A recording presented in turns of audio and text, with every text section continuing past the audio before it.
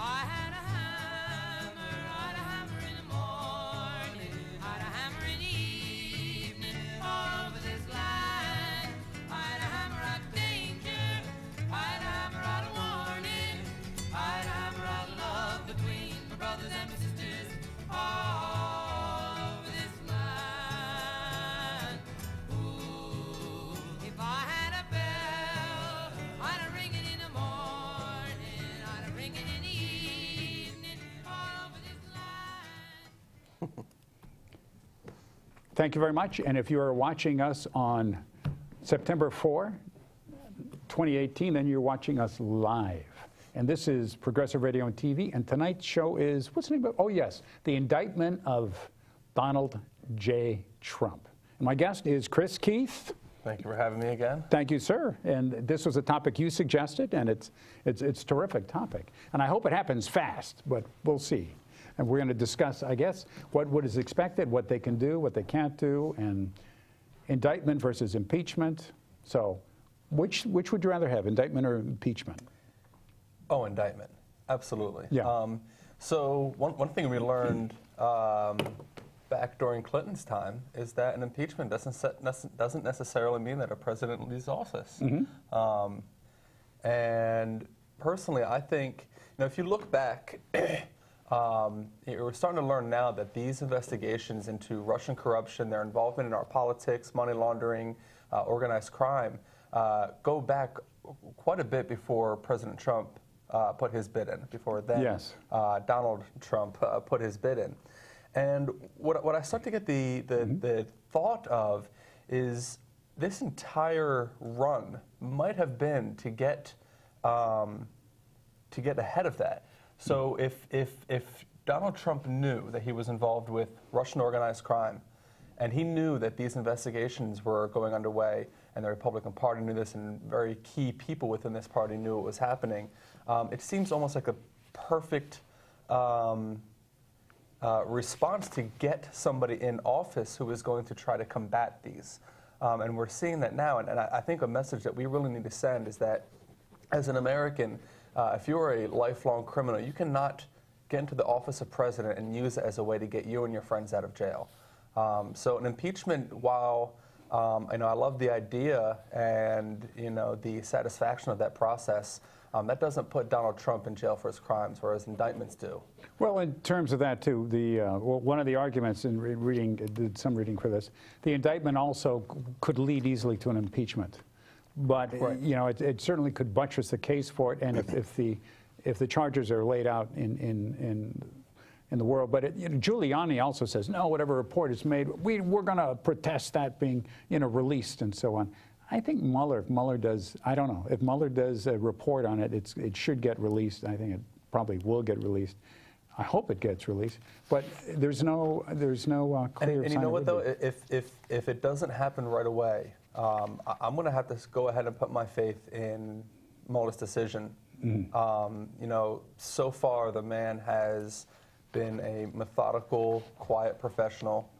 Accumulating scalps. Right. I mean, whoa.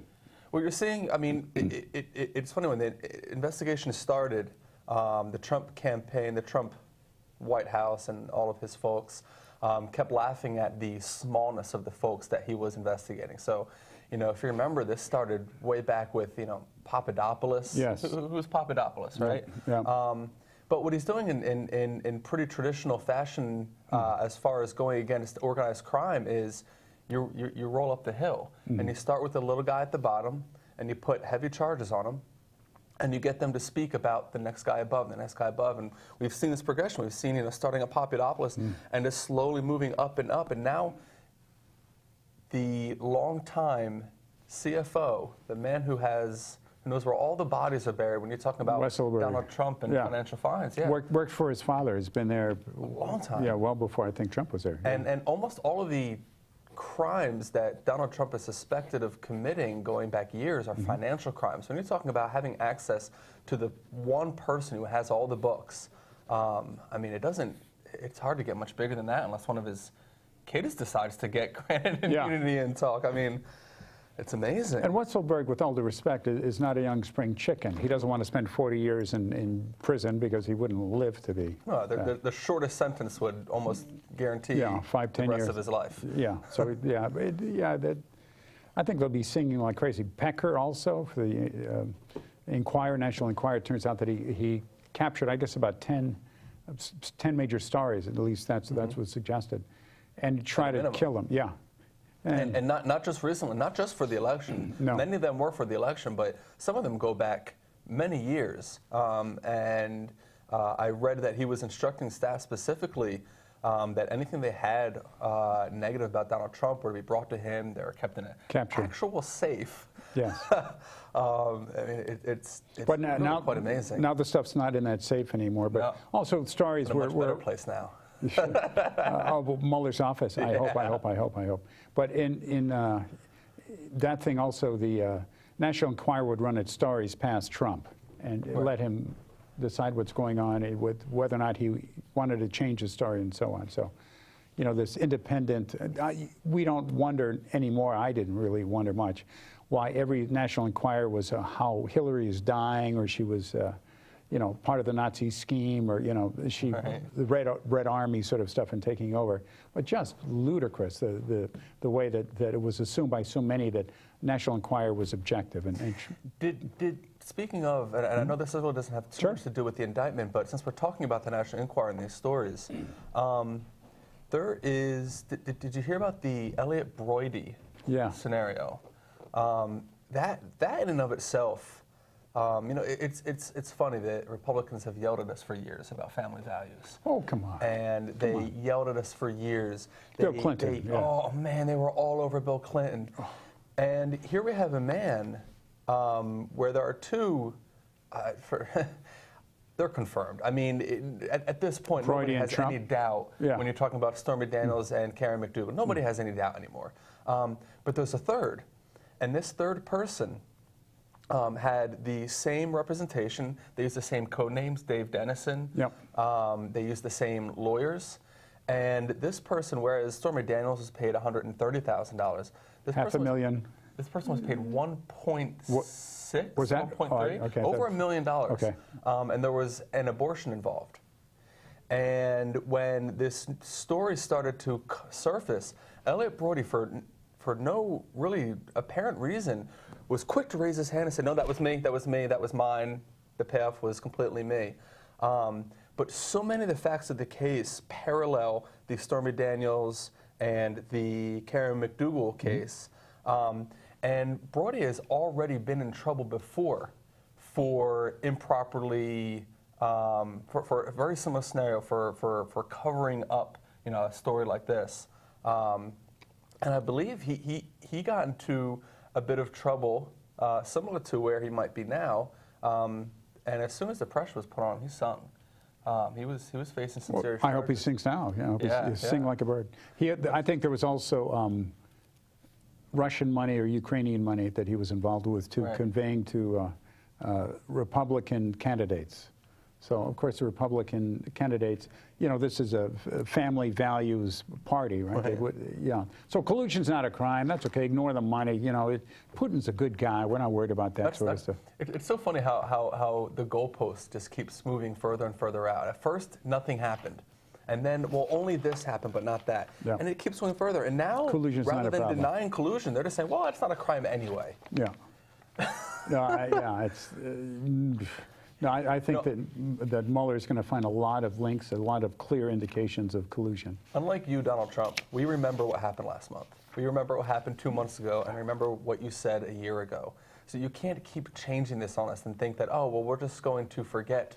No, we have recording devices and technology, and we have an attention span. Well, we are not forgetting. Chris, but remember that Trump said recently, 3 weeks ago, 4 weeks ago, you know, don't believe what you see, don't believe what you hear, you know, listen to me. Everything else is fake news, fake news. That's the same thing, and the news people are the enemy of the people. That's the same thing Stalin used to say. Khrushchev got rid of that. Khrushchev said, no, you can't say that anymore in Russia once he became premier. But it's scary. And ever heard of the churn? You familiar with the idea of daily churn? So the daily churn is, Now you know the news, and there's so much of it that you forget what happened last week or the other day. You know, just so you have a new game plan, and this is clearly this is what Trump is concerned about too. Getting so much stuff out there that it churns, and you forget what happened the day before, and so on. You know what? That's okay, because what he's trying to do, he's trying to win in the court of public opinion, and the public or some portion of it may really only have that short of an attention span, but the courts do not. Our justice system. This is a completely separate court, and he can get as many American people as he wants convinced that this is not happening. But Robert Mueller is not one of those people. But Chris, you had mentioned earlier, just when you're talking about Supreme Court and Kavanaugh and so on too, and how they might help Trump in a way. I think your suggestion was if they're Republicans and, Kavanaugh recently came out and said he thought that Nixon might have been wrongly accused and so on too. He wrote this article about how you should have a stronger, but you should have a strong, well, not recently, it was a while ago, but I think it was in the 80s. But the reason why he was selected for this position, evidently, was he made a very strong case that Nixon was wrongly indicted or accused. He shouldn't have been accused. Strong president ought to be able to be immune from this sort of stuff. And this is directly what led to his being named by Trump for SCOTUS. Well, the thing is, a lot of folks are talking about, us included, whether or not Trump will be impeached, whether or not he'll be indicted. But unfortunately, and possibly fortunately, really, I don't think those are going to be the questions that are really going to the questions that are going to go in front of courts aren't going to be those questions. They're going to be questions on the legality. They're going to be questions on, a buddy of mine, we're just talking about this, and he's a lawyer. And he described, in another way, the way the Supreme Court works, and how often when a case gets to the Supreme Court, they're no longer deciding whether a person is guilty or not guilty. They're deciding some small piece of law. Something that has led to this position, but it sits below. For example, when not the facts, What's that? Not the facts of the case, but some portion of law that they're arguing. For example, when the case went in front of the Supreme Court concerning the bakery's right or non-right to deny a gay couple, the Supreme Court didn't decide on that fact. They decided on a law concerning interstate commerce. So oftentimes when you get to the Supreme Court, you're deciding other portions. They're going to be deciding on, again, the legality of the investigation to begin with, whether or not Mueller overstepped his bounds, whether or not a president can or cannot be indicted in the first place. So when I see today these hearings on Kavanaugh, and you tell me these stories about his positions on Nixon, this is where the real battle is going to occur, and it's. Kavanaugh too was there with Bush when he was helping write torture memos, and explaining that how we can torture people and so on too. We don't know exactly what he said because they wouldn't release the information. Trump too now says that's executive privilege. No, he doesn't. That's before As he claimed, I thought that was the argument today. Right? Yes, but it's not. I mean, obviously it's not. He was in the White. He did not know him before. Now, when he was in the White House under Bush, and all the papers are available, but it had nothing to do with Trump. I mean, but I think you might be a little naive. I mean, the Supreme Court is going to twist itself into incredible pretzels to do what it wants to do, especially this court. And you say how flexible they are with the morals. The party of probity of God and family and all this other stuff, and we find out no, they're charlatans. They're greedy charlatans who will do whatever it takes. The evangelicals think in order to get rid of the Johnson Amendment, right, which will allow them to no taxation. They can talk about politics from the pulpit and all this other stuff. That's what they want, and they don't care there's what they call a noble lie in Christianity. So if you're doing a good turn, a noble lie will cover it. You can lie as much as you want because you're doing God's work. So the evangelicals. But historically, we've also seen, and much to the disappointment of both the left and the right, when a party puts a Supreme Court justice in, that they expect to either be on the left or on the right, oftentimes, again, because they're deciding not on an issue itself, but on just some interpretation of law, these parties often find that the justices aren't quite as partisan as they thought, because they're not being asked to be partisan. They're asked to interpret portions of the Constitution or portions of an amendment, and sometimes you get these right-wing Republicans going on towards the left. Let me. Do you know the Federalist Society? Ever heard of them? The Federalist Society? Yeah. Okay. The Federalist Society, there's a very, very conservative judges that started being in place, I guess, in Mason University. I forgot what. Anyway, it was after the Brown the Board of Education was decided. But they got together and they now vet lawyers and judges and so on to very, very right wing. Mm-hmm. Kavanaugh has been baked in this, and he had to offer his article and ask the Federalist Society to endorse him. They certainly endorse others. The idea that there's much flexibility, no, they're singing from the same choir. There's really not much deviation. Well, tell me this: did you witness the Watergate? You bet. Okay. Yeah, it was fun. Yeah. So I recently listened to a wonderful podcast that kind of broke it down, tried to give you an idea of what it was like to be there in the time. Mm-hmm. So of course I've read it in the history books, but it's not the same. Exciting. So I got to experience from the mouths of people who were there on various sides with various responsibilities talk about this. Mm-hmm. And something I noted, compare then to now, the availability of information, how fast information traveled. Now with the internet, information travels quickly. We have much more information about what's going on right now available to us than the average person did back during the Watergate times. They were at the mercy of the newspapers and the television studios, and that was it. But even then, you watch how slowly the public took to get to the point where those involved in the internal investigation were. It probably, and maybe you can answer this to me, but did it not look even then until the very last explosive part, the Saturday Night Massacre, et cetera. Yeah. It almost looked like, it sounded like these people did not think anything was going to happen. It didn't seem like Nixon thought anything was going to happen. The public definitely didn't catch on for a long time. And then all of a sudden, the levee broke and it happened. I feel like maybe that's what we could be experiencing now. We're very, I often wake up very sad, feeling that this is never going to end, nothing's going to happen.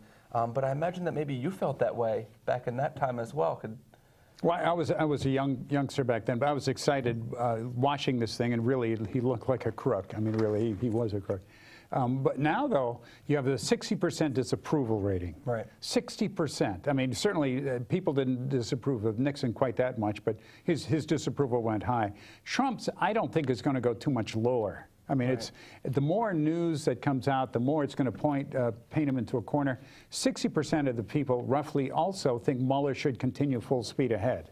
Yeah. And right now, over half the American people want Trump to be impeached. Yeah. I mean, that's, gee whiz. I mean, and the negatives are just going to go. I mean, boy, he's picking fights with Canada, with Mexico, with Europe, and so on too. With Everybody China. except for Putin.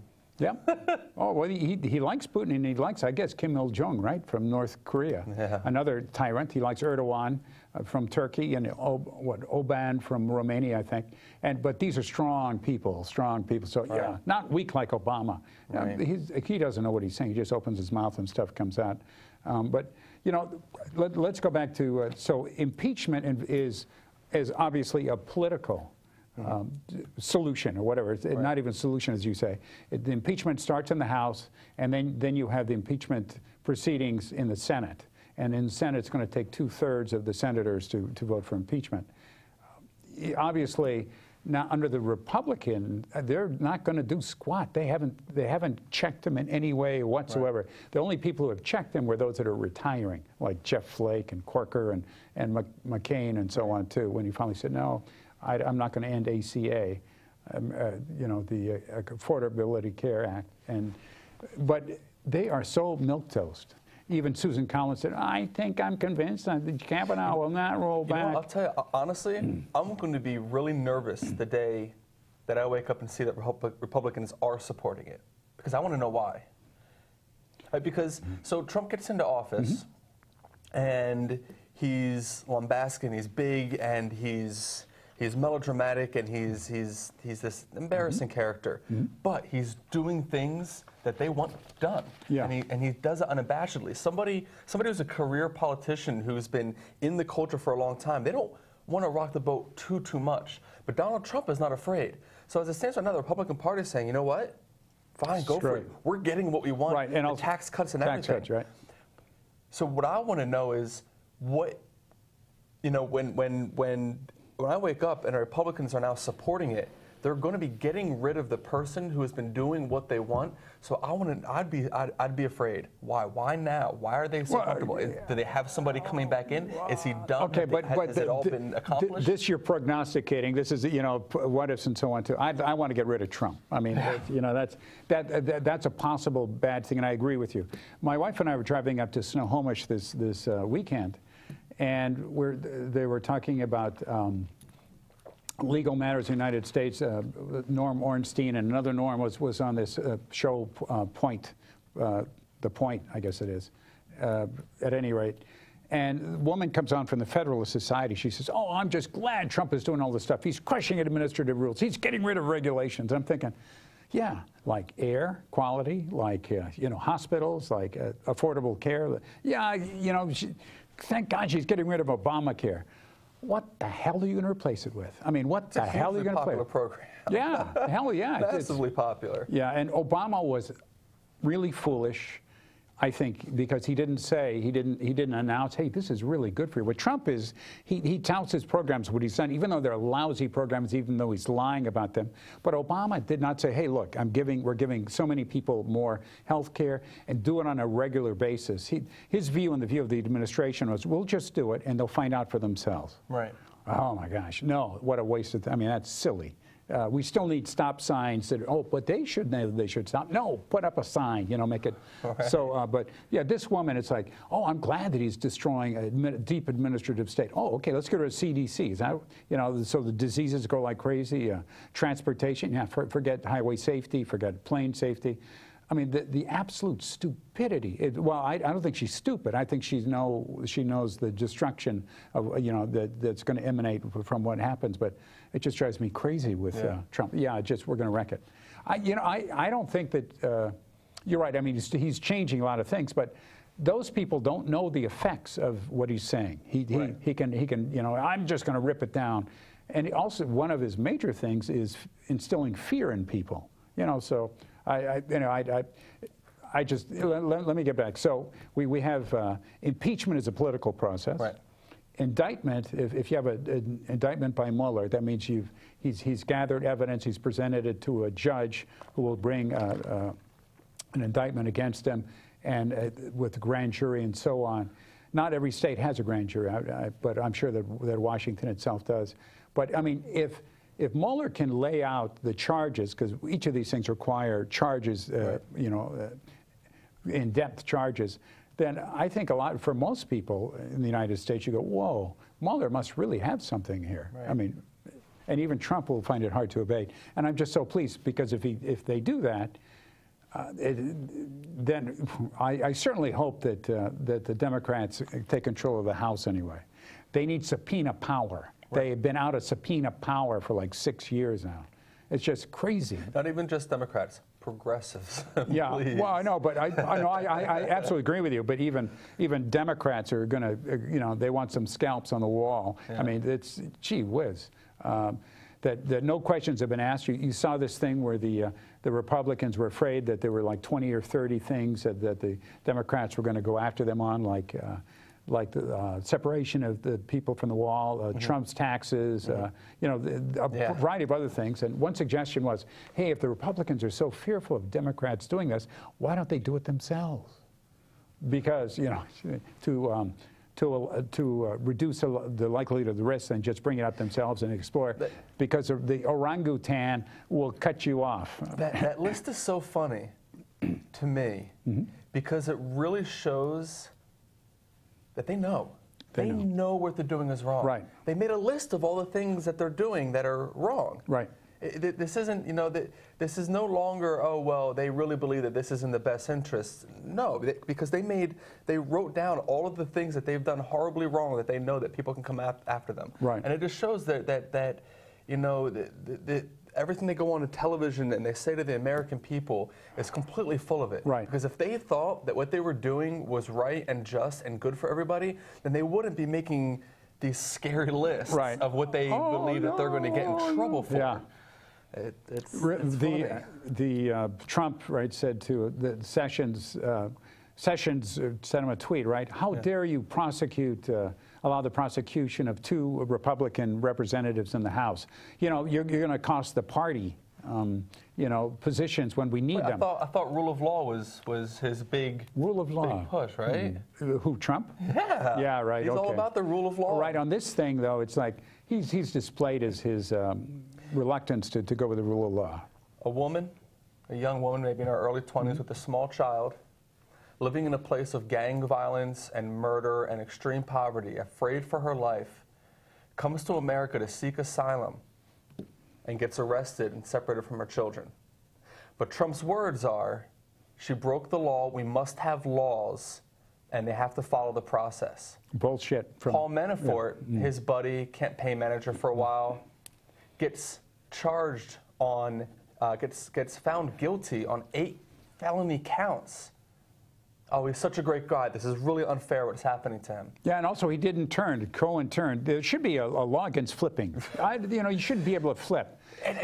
What side of the law are you on, and remember Trump? what flipping means. Flipping is another way of saying telling the truth. Cooperating with law enforcement. Telling the truth. What Trump is saying when he says there should be a law against flipping, what he's saying is we should make it illegal to cooperate with law enforcement.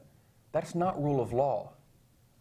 Absolutely. It's barbarians at the gate. The mental acrobats that these folks do is absolutely astounding. It's incredible. Also, the lack of, I was in a situation once where sort of a practice game, we were told to lie. And I said, I can't do it. It was difficult at that time. But Trump, lying is like inhaling and exhaling, whatever it is, whatever suits him in the short time. And he's going to say, oh, no, that wasn't it at all. You're wrong.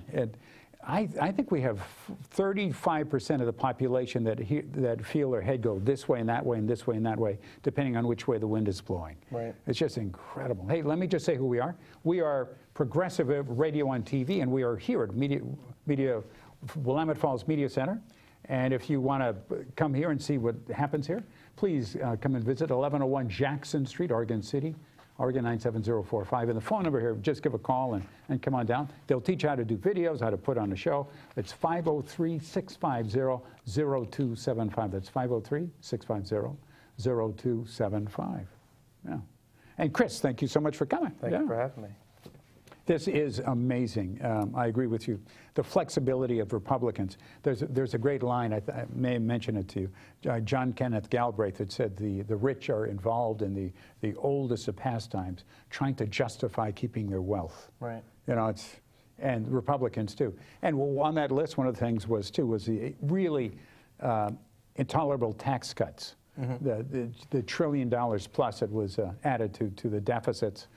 And meanwhile, the wages of the average Americans have declined.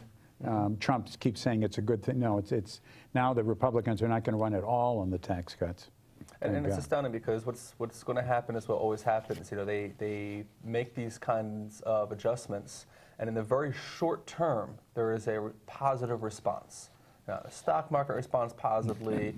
People, for a few moments, have a few extra dollars in their pocket, but as it does, it takes several years for major policy to start to show their effects. It takes a while for the cogs to turn. It takes a while for things to settle out. And as always, they come in, they make these adjustments, they look good at first, and by the time they come out of office, the ship is starting to sink, and then they blame the Democrats for the water. Right. It's incredible. That's a good line. Are you familiar with the stock buybacks? You familiar with that? Yeah. I mean, that's what with this tax cut, what happened was corporations and the rich, and also a lot of very wealthy people overseas got the huge benefits, but in repatriating the money to and also the tax cuts, the major corporations just bought back their stocks. Right. And that caused the shares to go up, Right. and that had a hell of an impact on the stock market. Right. And the first quarter of this year showed a record-setting series of stock buybacks. This past quarter. Oh, they said that just they wouldn't about do it, Chris. Doubled it. Doubled it. Doubled what was already a record-setting number to somewhere close to $500 billion in stock buybacks. They're on track to reach $1 trillion in stock buybacks. And you know, my grandmother's a long time right-wing conservative, and we were just talking about this right before we decided not to talk any more politics. Good for you. We love each other. Right. But even though she's wrong, she said, yeah, but the tax cuts were great. All of these companies are giving their employees bonuses. And I said, well, wait. They pledged those bonuses, and some made small bonuses. But this is public information. What they do, you can see, you can find these actual numbers. The number is 13%. 13% of the money that these corporations were able to attain from these tax cuts went to workers, spread out amongst millions of people. The other 87% went to stock buybacks and into these people's pockets. Let me point out to you that also, I mean, you might. These were not increases in salaries. These were short-term bonuses in many accounts. So, you know, the $1,000 here, $1,000 there. And also you have folding of companies, once again, you have mergers and a lot of job losses and so on, too, that was going into these things. To put it into perspective, the amount of money that has been spent on the stock buybacks by these corporations is equal to so I think these major corporations that they looked at in this study, they employ 6.2 million people. It'd be the equivalent of each of those workers, of 6.2 million people, getting $1,000 a week for a year, or $1,000 a day. I'm sorry. It would be equivalent to giving them about $1,000 in bonuses every single day. But instead, they got $1,000 for the year, and the corporations took the rest. 13%. It's stunning, and the lengths that the supporters of these will go to justify it and to say no, this is good for us. Once again, John Kenneth Galbraith, you know, the rich want to find some way to morally justify the great wealth they have. The average wage now in the last several years has gone down, not by a huge amount, but it has gone down. There was some stimulus value, but you know, no one has $4,000 in their pocket like Trump said they would have, and inflation has gone up, and so it is a loss. And in the long run, with it's one of the things that the Republicans also yelled and groused about was a deficit. I'm worried about deficit. No, they proved how much of a liar they are. Right. I mean, they just blow a hole in the darn bucket, you know, just boom in the boat, and use that as a reason for cutting social safety net. Of course, always. It's the standard. It's not even new. It's the same thing that they've been doing administration after administration, and they lie about it every time. And we see what they're doing every time, and their supporters ignore it every time, and nothing has changed. It's well, you also control the word, but it's astounding. No, you control the media. You control the media, and you have like Larry, whatever his name is, Keisner, Kudrow, I guess, you know, who's now Bush's finance guy, who was on CNBC, you know, saying, oh, you know, we cut taxes, we're going to stimulate the economy. It never happens. Right. The way to stimulate the economy is to raise taxes. Why does that work? You raise taxes and you give people more money. That they spend more money, and it turns out that it really invigorates the economy. It sounds counterintuitive, but cutting taxes. You can do two things with that. You have to raise the taxes, but then you have to appropriate those taxes to benefit the middle and lower classes. No, I agree. Right? And pay for education, pay for police, pay for fighters, be able to afford to hire more teachers and pay them well. That's how you stimulate the economy. You fill the middle class with money, and you stop giving it to a few people so they can buy their 11th yacht. You mean DeVos 10th? Oh my God! Was it $40 million yacht? Only your 10th. So you know it was floating off in like Lake Erie. And it's fine. You know what? If you have money and you want a toy, perfectly fine. I don't begrudge the wealthy their money, but I begrudge it at the expense of the livelihoods and the safety and the education of the rest of the population. That's when it's a problem. There's nothing wrong with being wealthy. Being wealthy is okay, but it cannot be at the expense of your citizens and of the voting public. That's at the expense of Social Security, at the expense of social safety nets, roads, infrastructures, bridges. I mentioned to you the show on Hidden Brain on a woman who interviews the wealthy. You know, she was a wealth creator, sort of. She had to take courses, and she's a sociologist now, I think, in Europe.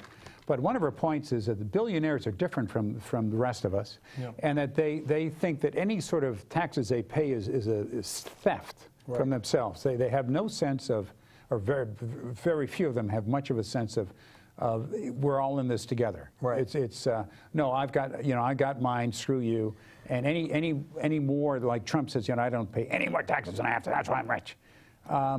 And you had Romney too. It said I don't pay any more taxes than I that'd be stupid of me to do that. Romney's father, George Romney, said, yeah, I proudly paid $50,000, whatever it was, and he didn't fight about it. Yeah. And yeah, that's honorable. But the idea that as Buffett says, there is a class war, and my class is winning, and unfortunately, that's true. Taxes are important. You have to have taxes. It's these wealthy individuals, begrudge the taxes, but it's the taxes that keep the roads open, that let their product drive, that let the consumers get to their stores. It's the taxes that provide the police, that stop their semi-trucks from being robbed on the highways. These things are necessary. You have to have a functioning infrastructure to make all the businesses work. And if they continue to strip the system, then the way, the route that their money needs to take to get to them is going to fall apart. Let me just say, if you're irritated about Trump as we are, and the infrastructure problems and the Republic, give us a call. Let us know what you think. Our number here is 503-650-0198, and we are live on September 4. So anyway, give us a call. It's 503-650-0198, and join the fray. You could certainly help us with your ideas too. I agree. As Tom Hartman says a lot, hey, you want a place without rules? You want true libertarian principles? Go to Somalia. Right.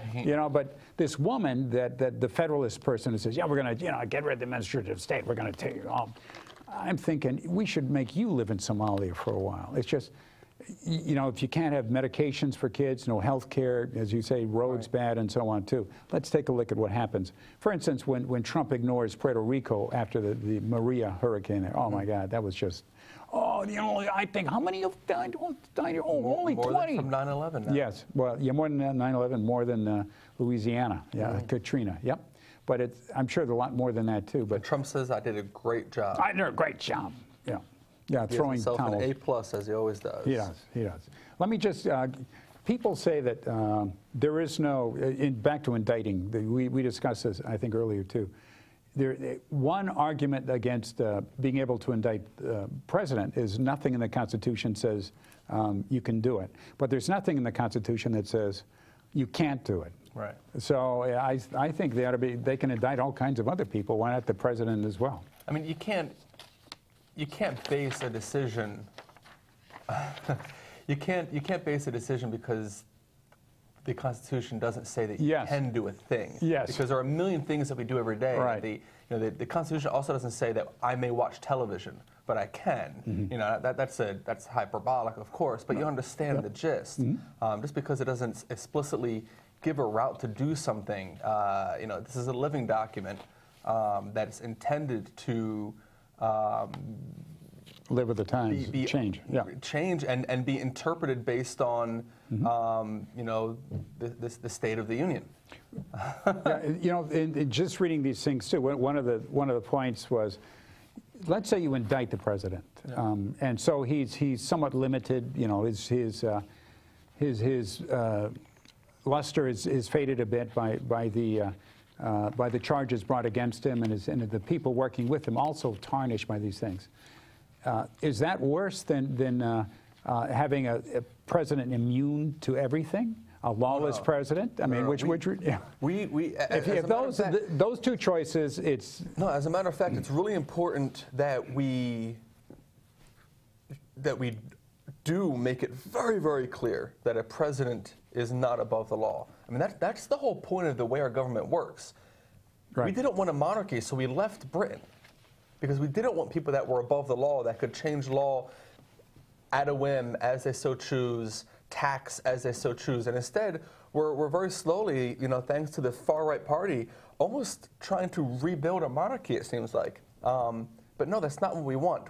The whole point of a democracy and a representative republic, and the whole point of not having a monarchy is so that not a single person, even at the highest levels of government, is outside of the law. And if anybody needs to be held accountable, the most important person to be held accountable is the person at the very top. Because you know what? If I break a law, chances are that law affects a few people. But if he does something wrong and he shows poor judgment, or he does something internationally criminal, that affects our entire country. Other countries could start wars with us based on his poor decision-making skills. So how about very important. What you're talking about, the 20-year-old woman, or you know, comes here with her child and it's separated. I mean, by the stroke of the pen, he said we have to follow the law. Right. He did not say that Jeff Sessions and I decided to have a new law. Right. Oh no, they were saying for a long time. Oh no, this was under Obama. Oh, there's separation. Gosh darn liar. I mean, it's well, unconscionable. But also, I think for every child screaming, every mother sobbing, they get happier. I don't know what the hell this is. I mean, they just enjoy the pain. And the Republicans, Trump especially. Trump and Steve Bannon are really white nationalist nut. See, I don't give Trump that much credit because I don't think Trump thinks about that scenario all that very much. Steve Bannon. Steve Bannon, sure, sure. And a lot of other folks, sure. But you know, sometimes I think we forget. Oh, that Stephen Miller is the one I'm thinking. I'm sorry, okay. within the White House, a big four-headed guy and so on. Creepy looking guy. Yep. But no, I think we forget that Donald Trump doesn't have ideals. Donald Trump is very singularly focused on his wealth and his image. Yep. And to say that he has a particular stance on almost anything is ridiculous, because you've seen, if you look back at his actual political career, he's been on both sides. He's done the Republican thing, he's done the Democrat thing, he's been somewhere in the middle. What Trump gravitates towards politically are the parties that at that moment he feels are going to make decisions that help him maintain and gain more wealth. How about that? But he cares about himself, he cares about his money, and he cares about at least some of his children. Are you familiar with his saying, where's my Roy Cohn? Right. Do you know who Roy Cohn was? Yeah. Yeah, Roy Cohn was a totally vicious... Mob boss. Yes, he was a mob boss. I'm sorry, mob lawyer. Yeah. Well, no, mob lawyer, but before then he worked for McCarthy and doing absolutely awful things, House Un-American Committee, and just, destroyed lives willy-nilly. And one of the bits of advice that Roy Cohn gave him early on was never agree to anything the government wants. I mean, if you are fighting with local cities, counties, whatever, always go to the mat with them and just never give in. And since then, he has learned that he can scout the law, go around the law and so on to skirt the law. And he does it laws don't matter for Trump. Right. And they don't for billionaires, or at least people that think they're billionaires. I don't think he's, he probably doesn't have $1 billion, or if he does, it's Russian money, much of it. Right. But it's the idea that we elected someone to this high office. Well, I didn't vote for the guy, but anyway, the people did, and somehow he was elected. And we could say that Hillary ran a lackluster campaign, but she still got 3 million more votes than he did. Right. The Democratic Party, I'm sure this has been discussed ad nauseum, but they made a huge mistake of not running a populist against a populist. I agree with you. I agree with you utterly. It was really, really clear from the primaries that populism is, the anti-establishment on the left and the right was strong and important. And the Democrats' response was to crush their own populist, who, to this day, is the most popular politician in the entire country. Bernie! He won his primary with 96% of the vote up in Vermont. I mean, the man is amazingly popular. But the Democratic Party, in their in their error and tendencies, to our detriment, decided to run an elitist, a corporatist, an establishment candidate against a populist during a time where it was very clear that populism was on the American people's agenda. You had Hillary Clinton saying, no, we can't afford $15 minimum wage. Right. You had Hillary Clinton said, no, we can't have Medicare for all. Right. You have to have some pull for people, and if it's not, you know, you should just do the best you can. It's like if you're swimming for a different spot in the ocean, you know, you got to get there. You're going to drown where you are. You know, you got to keep plugging. I mean, staying where you are, it's not going to work. At a minimum, she could have said, you know, if she really didn't want to tie herself into supporting Medicare for all, you know, during her term, she could have at least said, you know what, you're absolutely right, we should move towards it. Yes. I'm afraid that it might be difficult to go straight to that, but I think we could take a step. We could move another step closer. We could improve on the Affordable Care Act, and we could start to move the ball towards this court. But instead, like you said, she just resisted. Also, another great speech, that populist thing that Bernie did, was he's opposed to the unfair trade laws he wanted to put tariffs on jobs, on companies overseas that take American jobs. The corporate interests do not want those. They just want to make a lot of their money because they own the methods of production overseas. They bring the stuff cheap. They sell them to Americans, and American jobs are overseas. Right. And Trump saw that, and he glommed onto it. Right. Meanwhile, you had Hillary saying, well, I guess for TPP, I guess I'm opposed to it. Right. I mean, it's holy God. And of course, Trump meant nothing up. Didn't mean any of it because now more than ever, things are moving across seas. You know, we've got no benefit from his presidency as far as you know, the outsourcing of jobs. But you know, in something that not even Bernie brought up, you know, the argument and the discussion about American jobs, we often look to the outsourcing as a major source of our woes as far as job loss, but really it's automation. We've had this discussion. Now it is, yeah. And nobody spoke about that. And I would love for that to enter into the political discourse. You know, not that reducing the rate of outsourcing is not important, but we have to understand that automation is the #1 taker of American labor. And we can't stop it, and we shouldn't, because ultimately, the more we can automate, the less resource heavy all of our production is. So we can eventually get to a point where humanity doesn't have to do anything to feed itself and to create and to build. I mean, I agree with you. There was I think there was an article in Time magazine, something like 65, that said by the year 2000 or something like that, we're all going to have 75,000, you know, something salary, and we won't have to work anymore. That's pie in the sky when you look at human nature. Right. Once again, the greed and so on, too. People that want to accumulate things for themselves. Right. Jeff, I mean, now Amazon is a $1 trillion company. Jeff Bezos is, I guess, $95 billion or $100 billion person, too. Making about $200 and some odd million a day. He doesn't want to have taxes raised in the state of Washington on wealthier people. Of course not. And because it cuts in. But if you don't have a spreading sense of obligation, you know, whatever monies you have are going to accumulate to a smaller and smaller group of people, and the large morass of people are going to be suffering incredibly. Homelessness, you know, food is cost of. We're going to destroy SNAP, so we're going to cut back on food stamps. Oh, that's going to help people. Food stamps are incredibly trivial, but you have this professed Catholic like Paul Ryan. Oh no, we don't want people to have a hammock. No. Right. It's just, but I agree with you in the best of all possible, and we have to do that. It also has been suggested that we should tax the equipment, the robots, and so on too. Absolutely. And distribution of that is. But you know, you were talking about before. Very interested in the basic minimum income, basic wage to people support.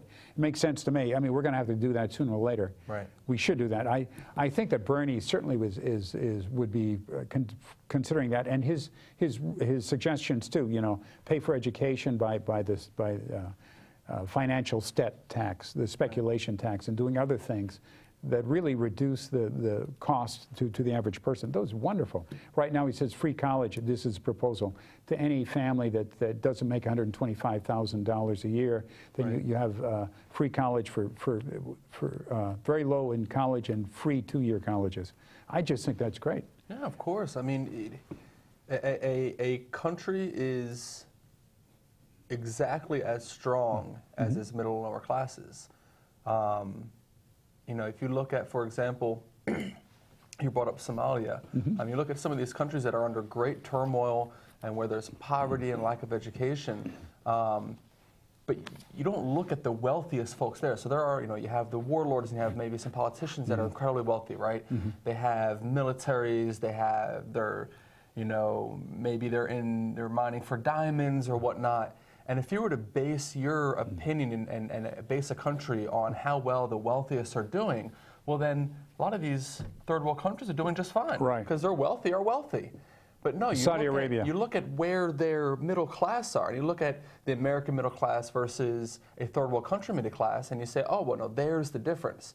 So it's very clear that if you want to have a strong and wealthy country, then you do that by propping up the lower and the middle classes, the bulk of your population. And in our case, you know, over the past couple of decades, politicians in our government have been trying to prop up the wealthiest at the expense of, you know, folks like you and me. No, I agree. I am really interested in raising the minimum wage to $15 at least, and that by itself would generate such a rush of tax revenue and business and so on too. The way is, you know, the way to generate wealth for the country is to put jingle in people's pocket.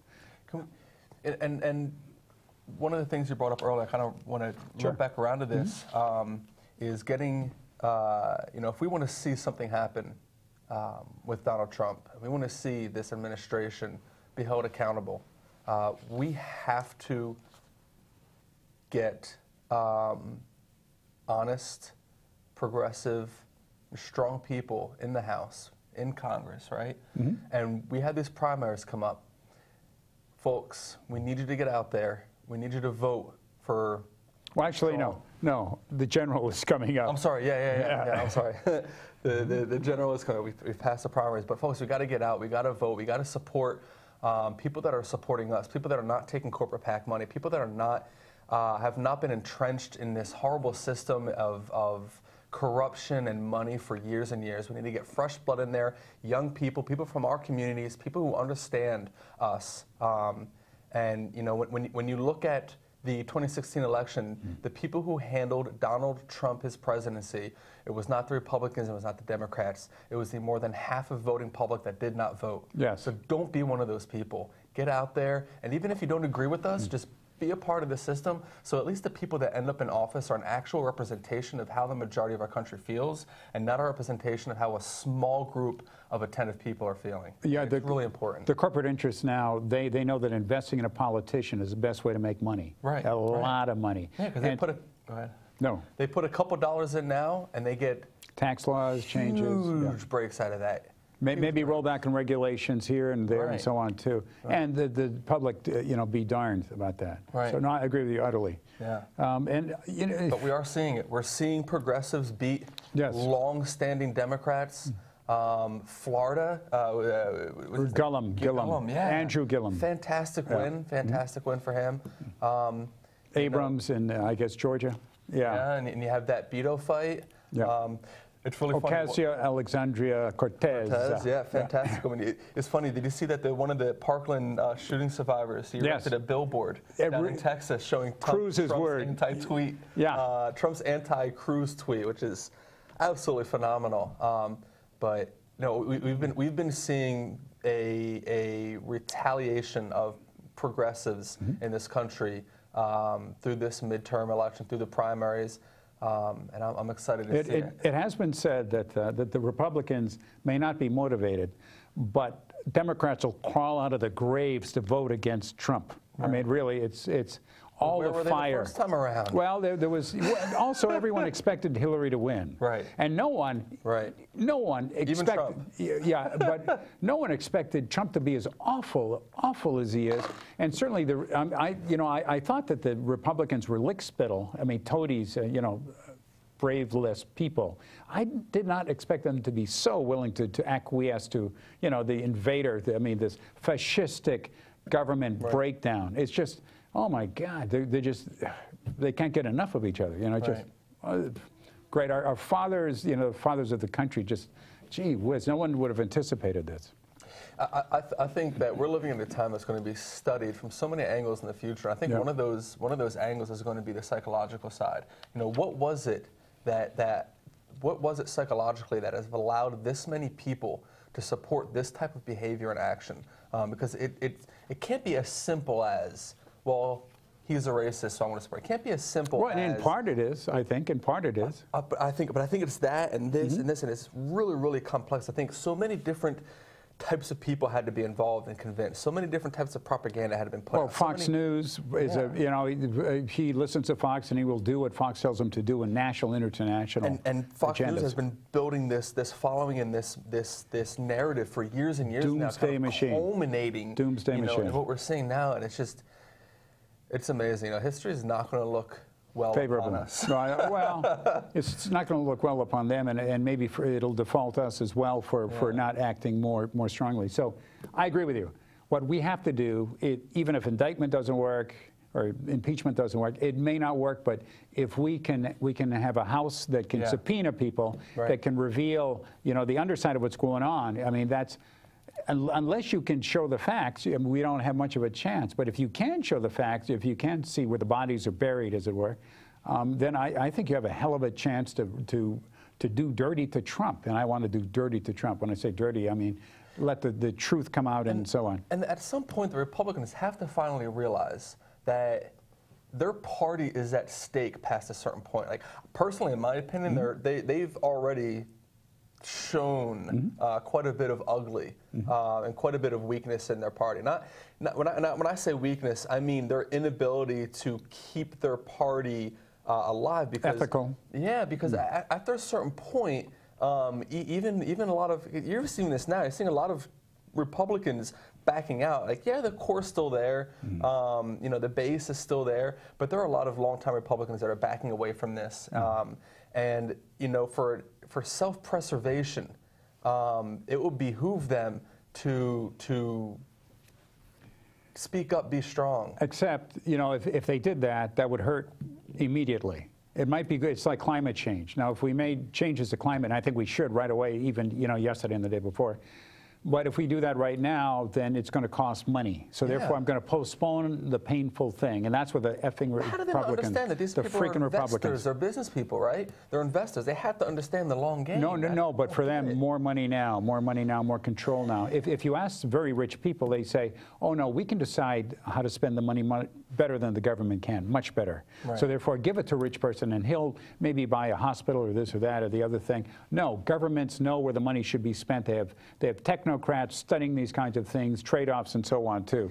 People that are not old enough. People that are at the age where the long-term effects of something would no longer affect them should not be in government positions where they make decisions based on that.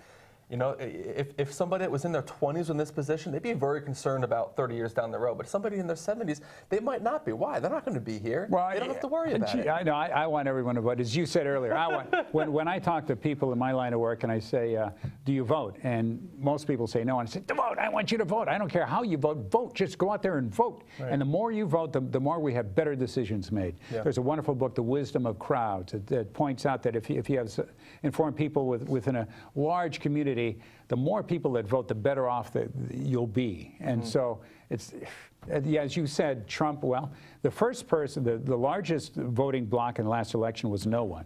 Right. Second largest was Hillary. Third largest was Trump. Right. I mean, it's like Trump is a third popular in the last, but incredible. Hey, boy, that hour went by. As it always does. Yeah, oh my God. So what are you going to watch? By the way, yeah, please think about Willamette Falls Media and give them a call and come down here and see what you can do. It's really, really nice people doing really good things. But yeah, I'm watching the Kavanaugh hearings and going to work and trying not to go on Huffington Post and Democratic Underground and Reddit and Alternate and Crooks and Liars, you know, as much as I used to. How about you? Do you go to those? I like.